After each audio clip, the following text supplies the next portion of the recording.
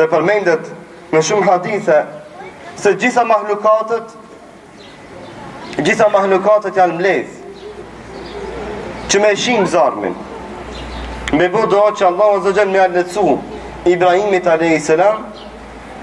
përveç se çellës kafsh, kush e din? Përveç se Xhabinit. Xhabini është e vetmja kafsh e cila ka fry dhe ka gjujt senet e zjarmi që mu shtu zjarmi për të djeg Ibrahimi a.s. për këtë shkak deri në ditën e Kiametit kanë mbet sunnet që njerëzit kur shohin Xhabina me mit. Dhe kanë mbet që ai që e mit me të parën i ka 100 shpërblime. Shkaku i kësaj është ajo sepse lejohet dhe është mirë me i mit Xhabinat kur neve na mundsohet ajo.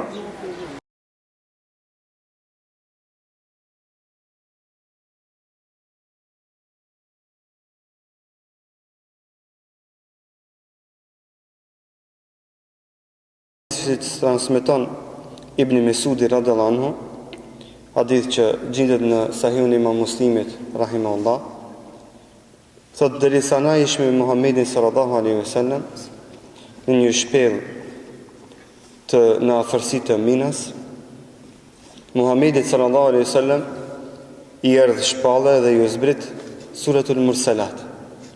Thot Ibn Mesudi radhiyallahu anhu, thot derisa ende ishte e freskët goja e Muhammedit sallallahu alaihi wasallam me suratul Mursalat.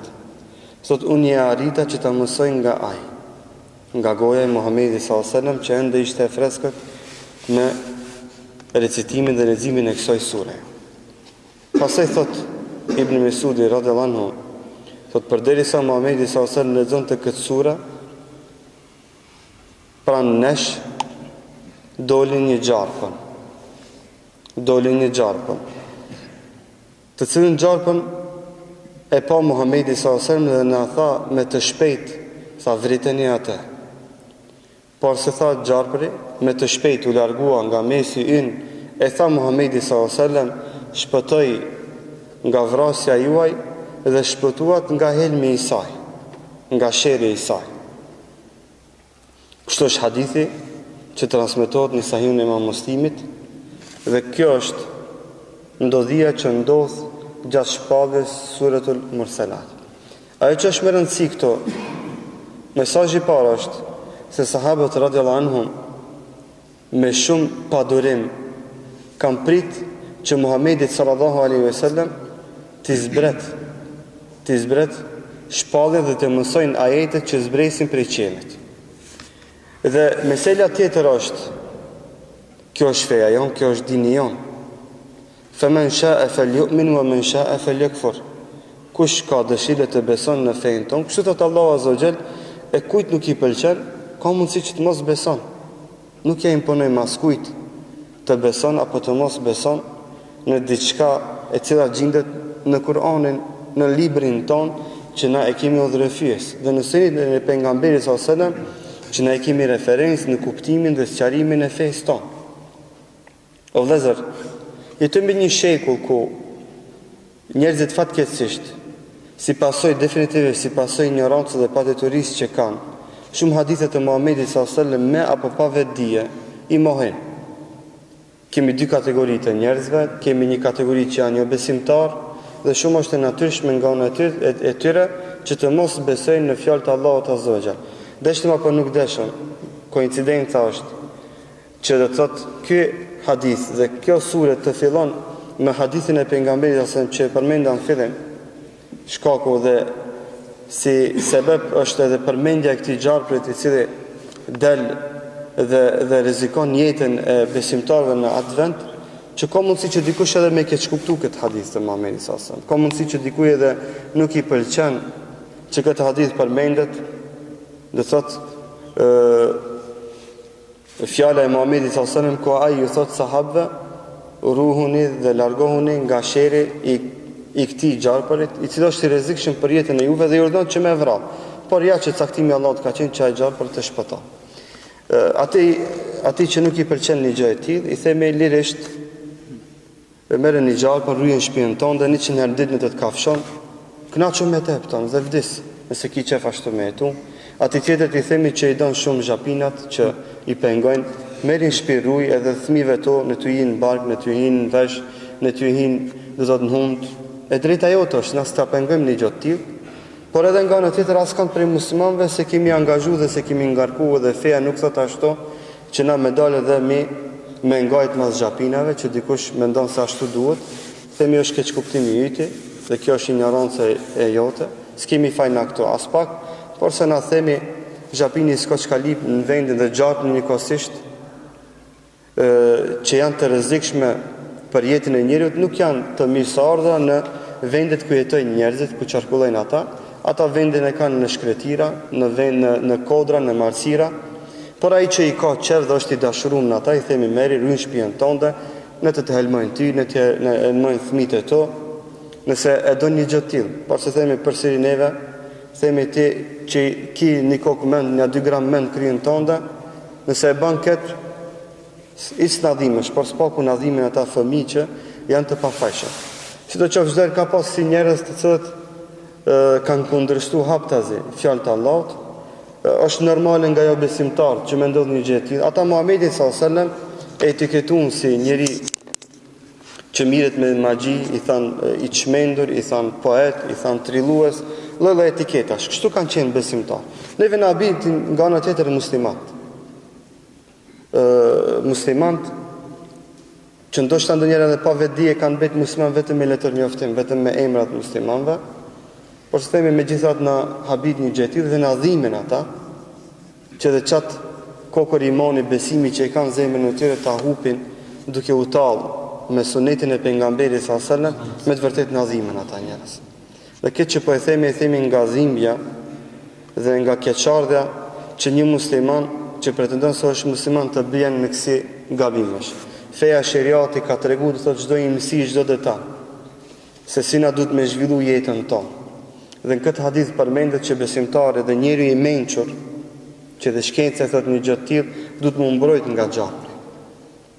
Duhet më urujt nga helmi i tij, sepse gjapni është sherr, ka helm vdekje prurës që rrezikon jetën e njeriu. Përderisa mjekët e mençur, thotë, japin miliarda euro, miliarda dollar për t'i vetëdijsuar njerëzit për rrezikun e duhanit, para mendon e pëton se sa më të kujdesshëm duhet të jemi për rrezikun e gjarprit dhe për rrezikun e xhapinit, një zvaranik i rrezikshëm, dhe të cila definitivisht me helmin e saj është jashtëzakonisht e rrezikshme, dhe me gjitha llojet e saj që i ka në vete. Dhe sheriati i tregon dispozitat që kanë të bëjnë me të, dhe askënd se ngarkon që me dalë dhe me hulumtu ata. Por themi kafshët e tilla dhe insektet, zvaranikat, si dush e mërtoj, të kësaj kategorie që është, do të luani, është ujku dhe kështu me radhë, që paraqesin rrezik për njerëzit dhe sigurinë e tyre, themi që sheriati ka ndalu që mbi leju që me qarkullu në vendet ku jetojnë njerëzit. Ata vendbanimin e kanë në vendet e shkreta, kur nuk paraqesin rrezik për njerëzimin dhe për njerëzit. Jo rastisht edhe shtetet e tëra kanë kampanja të caktuar brenda vitit ku dalin dhe i urdhnojnë gjyqtarët që me dalë dhe mi gjujt këto kafshë të egra. Dhe thot me gjitha llojet e tyre, thot kafshë, a ki me mërtu pastaj insekta, zvaranika, kështu me radhë, ato binë familjen e kafshëve. Binë familjen e kafshëve. Dhe ata që kanë 1 gram mend dhe nuk janë kafshë, themi se keni vendin me këta kafshë, dilni ka ona e njerëzve, njerëzimit. Ka ona e njerëzimit, dhe logjikoni me mendje të shëndosh, mos logjikoni me logjikën e urrejtjes, në çmimit, poshtrimit. Mendoni me logjikën e shëndosh, me çato 2 gram mend që i keni në kokë, musliman qofshi, jo musliman qofshi, çfarë do qeni, thotë mos jetoni me kafshë dhe mos jetoni me si kafshë. Largoni dhe jetoni si njerëz të rëndomt normal dhe mbrohuni nga rreziku i këtyre kafshëve, dhe thotë me gjitha llojet e saj që i ka, thotë dhe nga rreziku i tyre mbroni edhe fëmijët e juaj dhe familjet e juaja që i keni në shtëpitë tuaja. Desha ta them që dikush mendon se na kina muskush me përmend një hadith të pejgamberit sallallahu alajhi wasallam ku përmendet do të rreziku i zhapinit, rreziku i akrebit në hadithe tjera përmendet, rreziku i gjarprit këtë hadith, rreziku i ujkut në disa hadithe tjera, rreziku i luanit në disa hadithe tjera. Dikush mendon se na kena mu tërpru me përmend. Jo, këto janë kafsh të rrezikshme, do të me gjitha llojet e saj dhe na kena mi përmend. Asgjë, asnjë harf nga hadithi pejgamberit sallallahu alajhi wasallam, do thotë nuk është një harf nga i cili na turpërohemi dhe do ta përmendemi sado që na kushton. Dhe muslimanëve ju themi, asnjëherë mos u mundohuni me arsyetu hadithet para njerëzve të cilët i mohojnë hadithet. Asnjëherë mos u mendo. Mos u mundon për një gjë të tillë. Thuaj, kjo është feja jeme, o bat, si dush me beso, si dush atë shko banu shka. E drejta jote, standard me një gjë të tillë. Ndesh banu besimtar, ndesh banu jo besimtar. Ndesh banu jo besimtar. E drejta jote është. Kjo është hadithi i pejgamberit sallallahu alaihi wasallam. Kjo është feja jonë, të kështu na besojmë.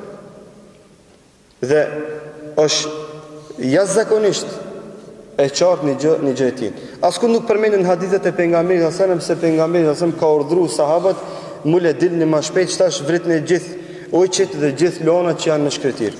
Sot shtetet e tëra bëjnë kampanja për me dalë dhe me i vra këto kafshë që paraqesin rrezik për do të thotë për bagëtit dhe për njerëzimin përgjithësi.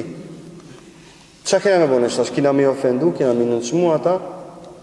Jo, një gjë e tillë është do thotë mbetet në suazat e asaj që është e logjikshme, shteti konstaton se do thotë është numri i tyre dhe dëmi i tyre është jashtëzakonisht i madh dhe çka marrin kampanja të caktuar, paguajnë xhetar apo japin licenca të caktuar, dalin dhe vrasin do thotë kafshë, insekte, çka dushë e mërtoj, që janë të rrezikshme për njerëzit. Ka vende të caktuar që do thotë akrebet shtohen në numër dhe paraqesin rrezik për njerëzit, dhe çka bën shteti ban do thotë zhdukjen e tyre me helme të ndryshme. Her paseri e dini verës do thotë zhdukja e insekteve me aeroplan në përshkup, do thotë sillet aeroplani gjun një far helmi për të zhduk, do thotë për ta paksu numrin e insekteve. Do të themi se kjo çmenduri pse shtash ka dal komplet shteti me aeroplan i ngran mickoj ata. Kështu kina me etiketu këta. Po kjo është idiotizëm. Kjo është poshtërsi. Që fatkeqësisht dikush e ka dhe mundohet në emër të gazetarisë, në emër të inteligjencës, në emër të mbrojtjes së të drejtave të kafshëve, ju kanë mbajtur do thotë dikujt me mbrojt drejtat e kafshëve, kurse drejtat e njerëzve në nivel botror me gjitha statistika domthon kurkon nuk janë me asnjë hesab. Këti kanë mbajtur tash me apas gale xharpnit, me apas gale akrebit, vajto gjithnat të gjithit për një xhapin. Merre vëllai shpiruje. Po i themi ruju në mos u tallni me sunetin e pejgamberit sallallahu alajhi wasallam se ju hin vesh në xhapin brenda natës se habitini çka ju gjen. Habitini çka ju gjen. Me molla Muharrem, me molla Hasan filan, tallo gjithnat të gjithit na jemi njerëz gabimtar, por se me hadithin e pejgamberit sallallahu alajhi wasallam mos u tall se na dhimbësh se përfundimi atyre që tallën me Muhamedit sallallahu alajhi wasallam dhe sunetin e tij gjatë historisë ka qenë jashtëzakonisht i hatash. Allahu na ruaj dinin, imanin dhe na bëf bura në promovimin e fesë me çdo çmim që na kushton. Me çdo çmim që na kushton.